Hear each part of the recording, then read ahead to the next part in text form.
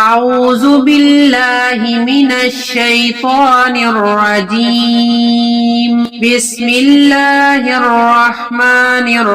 الرحيم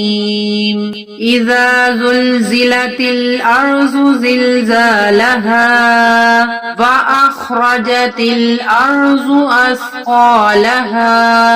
وقال الإنسان ما لها يومئذ تحدث أخبارها بأن ربك أوحى لها يومئذ يصدر الناس أشتاتا ليروا أعمالهم فمن